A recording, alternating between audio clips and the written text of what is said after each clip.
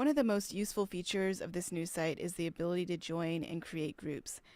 This has the potential of making coordination much easier between a large number of people. So all you do, I'm right here in the groups page, which can be found in the menus, in the members area menu in the right hand side.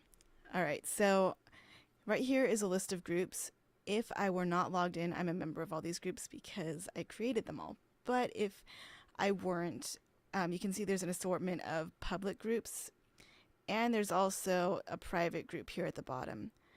There's a third level of group, a hidden group, which is not visible. It just doesn't show up in any of the, in anywhere, basically. So only people who are members know about the hidden groups.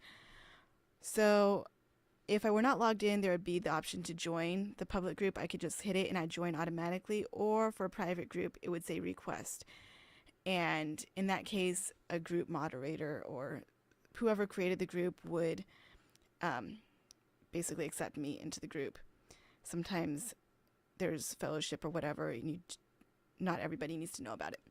Anyways, so if I were to click on one of these, it would go to the groups page.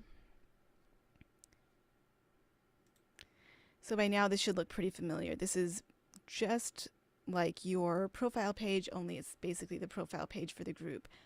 On the profile page for the group, there is, again, an activity sort of feed, which can be used for any kind of communication between your group members, letting them know where your next meeting is, what's going on.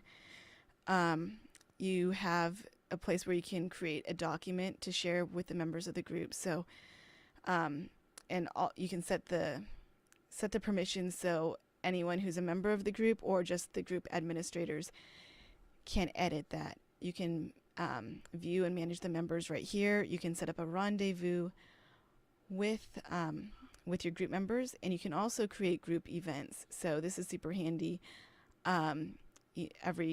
Every coordination group has their meetings, and so you can set those as events, and they'll show up for the group members. So if this was the Young People's Coordination Group, then I could set up the meeting times, and it would appear on it would appear as an upcoming event for everyone who's a member of that group. But you don't overwhelm with everybody with that information, and then you can manage it right here. And so now that we've gone over the group area, let's see how we create a new group. All right, so I'm back on the group's main page. It's like the group's directory, and as you can see right next to the title, there's a button that says create a group. I'm going to click on that, and a page comes up. All I do is enter a group name and a group description.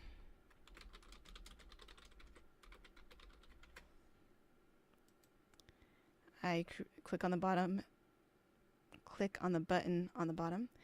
All right, and so here are the settings for the group. As you can see, there's public groups, there's private groups, and there's hidden groups. And then you can manage who is allowed to invite others. I'm just going to leave it a public group. Anyone can invite anybody.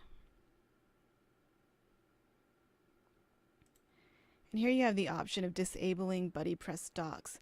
Docs is basically for collaboration between all the group members. You can co-author and co-edit documents, and I would recommend leaving that checked just in case, because there's always information that needs to be shared. Anyways, I'm just going to leave it. I'm going to go to the next step where you choose a photo, which I'm not going to do. So I'm just going to leave it like that. And then the next step, you can enable or disable rendezvous.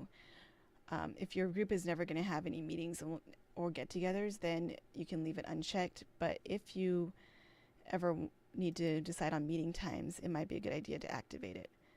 And so I'm going to finish it. All right, so here's my new groups page. Beautiful.